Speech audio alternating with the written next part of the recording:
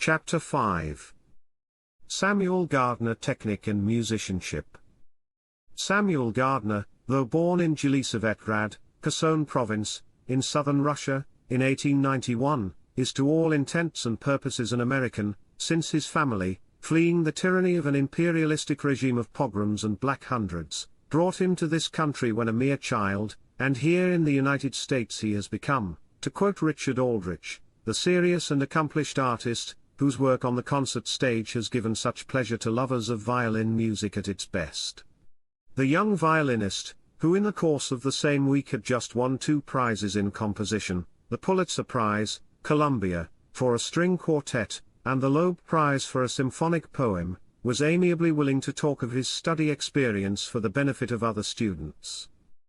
Charles Martin Loeffler and Felix Winternitz as teachers. I took up the study of the violin at the age of 7, and when I was 9 I went to Charles Martin Loeffler and really began to work seriously. Loeffler was a very strict teacher and very exacting, but he achieved results, for he had a most original way of making his points clear to the student. He started off with the Sevsik studies, laying great stress on the proper finger articulation. And he taught me absolute smoothness in change of position when crossing the strings. For instance, in the second book of Sevsik's technical exercises, in the third exercise, the bow crosses from G to A, and from D to E, leaving a string between in each crossing. Well, I simply could not manage to get to the second string to be played without the string in between sounding. Loeffler showed me what every good fiddler must learn to do, to leap from the end of the down bow to the up bow and vice versa, and then hesitate the fraction of a moment, thus securing a smooth, clean-cut tone, without any vibration of the intermediate string.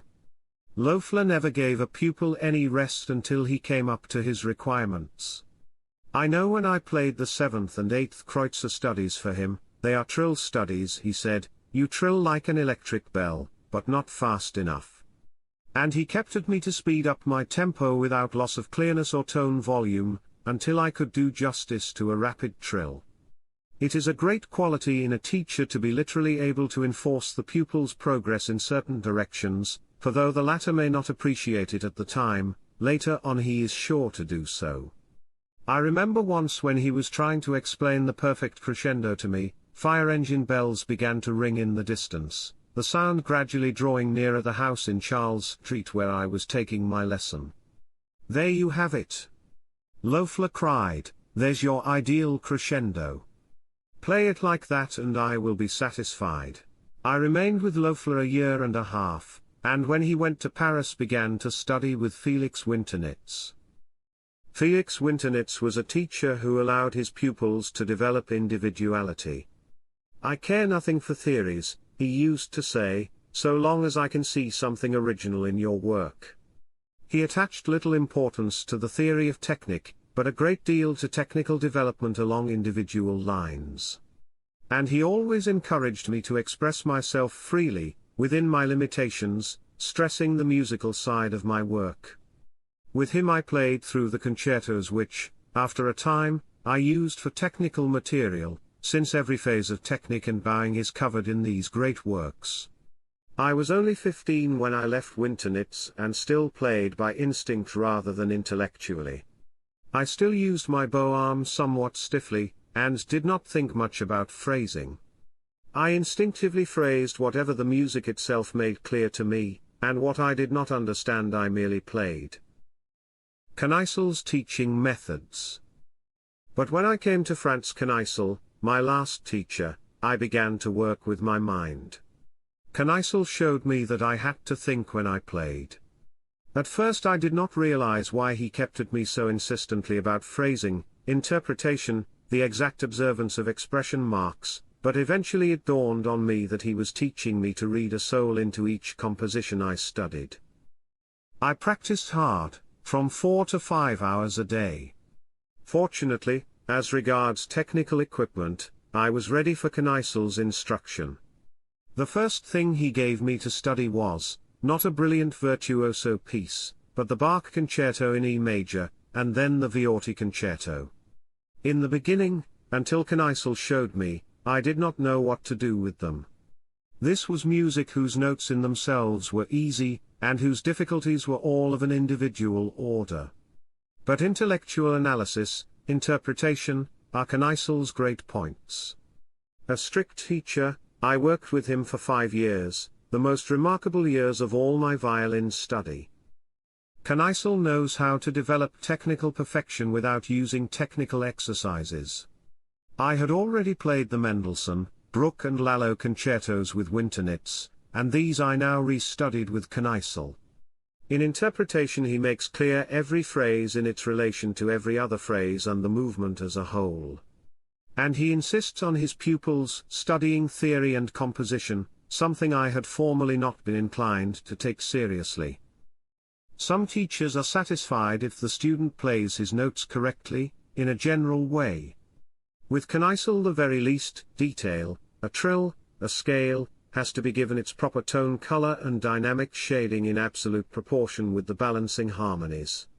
This trill, in the first movement of the Beethoven concerto, and Mr. Gardner jotted it down. Music notation example. Knysel kept me at during the entire lesson, till I was able to adjust its tone color and nuances to the accompanying harmony. Then, though many teachers do not know it, it is a tradition in the orchestra to make a diminuendo in the 6th measure, before the change of key to C major, and this diminuendo should, of course, be observed by the solo instrument as well. Yet you will hear well-known artists play the trill throughout with a loud, brilliant tone and no dynamic change. Knysel makes it a point to have all his pupils play chamber music because of its truly broadening influence. And he is unexcelled in taking apart structurally the Beethoven, Brahms, Tchaikovsky and other quartets, in analyzing and explaining the wonderful planning and building up of each movement.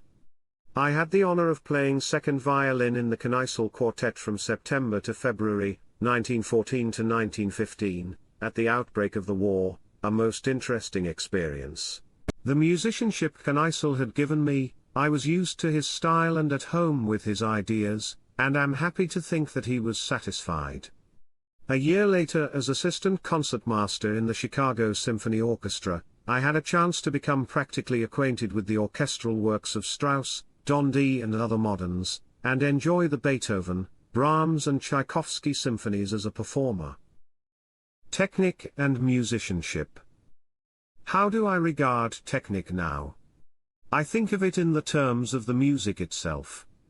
Music should dictate the technical means to be used. The composition and its phrases should determine bowing, and the tone quality employed. One should not think of down bows or up bows. In the Brahms concerto you can find many long phrases, they cannot be played with one bow, yet there must be no apparent change of bow. If the player does not know what the phrase means, how to interpret it, how will he be able to bow it correctly? And there are so many different nuances, especially in legato. It is as a rule produced by a slurred bow, yet it may also be produced by other bowings. To secure a good legato tone, watch the singer. The singer can establish the perfect smoothness that legato calls for to perfection. To secure a like effect, the violinist should convey the impression that there is no point, no frog, that the bow he uses is of indefinite length. And the violinist should never think, I must play this up bow or down bow. Artists of the German school are more apt to begin a phrase with a down bow, the French start playing a good deal at the point. Up or down, both are secondary to finding out, first of all, what quality, what balance of tone the phrase demands. The conductor of a symphonic orchestra does not care how, technically, certain effects are produced by the violins, whether they use an up bow or a down bow. He merely says, that's too heavy, give me less tone. The result to be achieved is always more important than the manner of achievement. All phases of technical accomplishment, if rightly acquired, tend to become second nature to the player in the course of time. Staccato, a brilliant trick; spiccato, the reiteration of notes played from the wrist, etc. The martellotto, a nuance of spiccato, should be played with a firm bowing at the point. In a very broad spiccato, the arm may be brought into play, but otherwise not, since it makes rapid playing impossible. Too many amateurs try to play spiccato from the arm. And too many teachers are contented with a trill that is merely brilliant. Kneissl insists on what he calls a musical trill, of which Kreisler's beautiful trill is a perfect example. The trill of some violinists is invariably brilliant, whether brilliancy is appropriate or not. Brilliant trills in Bach always seem out of place to me, while in Paganini and in Wieniawski's Carnaval de Venice a high brilliant trill is very effective.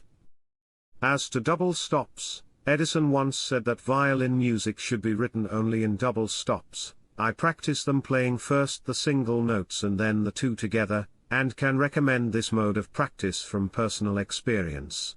Harmonics, where clarity is the most important thing, are mainly a matter of bowing, of a sure attack and sustaining by the bow. Of course the harmonics themselves are made by the fingers, but their tone quality rests altogether with the bow.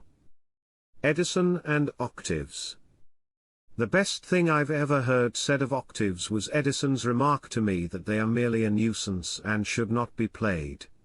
I was making some records for him during the experimental stage of the disc record, when he was trying to get an absolutely smooth legato tone, one that conformed to Loeffler's definition of it as no breaks in the tone. He had Schubert's Ave Maria recorded by Flesch, Macmillan and others, and wanted me to play it for him. The records were all played for me, and whenever he came to the octave passages Edison would say, "Listen to them. How badly they sound." Yet the octaves were absolutely in tune. "Why do they sound so badly?" I inquired. Then Edison explained to me that according to the scientific theory of vibration, the vibrations of the higher tone of the octaves should be exactly twice those of the lower note. "But here," he continued, "the vibrations of the notes all vary. Yet how can the player control his fingers in the vibrato beyond playing his octaves in perfect tune?" I asked. "Well, if he cannot do so," said Edison, "octaves are merely a nuisance, and should not be played at all." I experimented and found that by simply pressing down the fingers and playing without any vibrato, I could come pretty near securing the exact relation between the vibrations of the upper and lower notes, but they sounded dreadful. Of course, octaves sound well in ensemble, especially in the orchestra, because each player plays but a single note. And tenths sound even better than octaves when two people play them. Wire and gut strings. You ask about my violin. It belonged to the famous Hawley collection, and is a Giovanni Battista Guadagnini, made in 1780, in Turin. The back is a single piece of maple wood, having a broadish figure extending across its breadth. The maple wood sides match the back. The top is formed of a very choice piece of spruce, and it is varnished a deep golden red. It has a remarkably fine tone, very vibrant and with great carrying power, a tone that has all that I can ask for as regards volume and quality. I think that wire strings are largely used nowadays because gut strings are hard to obtain, not because they are better. I do not use wire strings. I have tried them and find them thin in tone, or so brilliant that their tone is too piercing.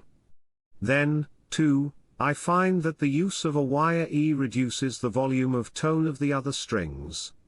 No wire string has the quality of a fine gut string, and I regard them only as a substitute in the case of some people, and a convenience for lazy ones. Violin Mastery. Violin Mastery. Offhand I might say the phrase stands for a lifetime of effort with its highest aims unattained. As I see it, the achievement of violin mastery represents a combination of 90% of toil and 10% of talent or inspiration. Goetius, with whom I studied composition, once said to me, "I do not congratulate you on having talent. That is a gift. But I do congratulate you on being able to work hard." The same thing applies to the fiddle. It seems to me that only by keeping everlastingly at it can one become a master of the instrument.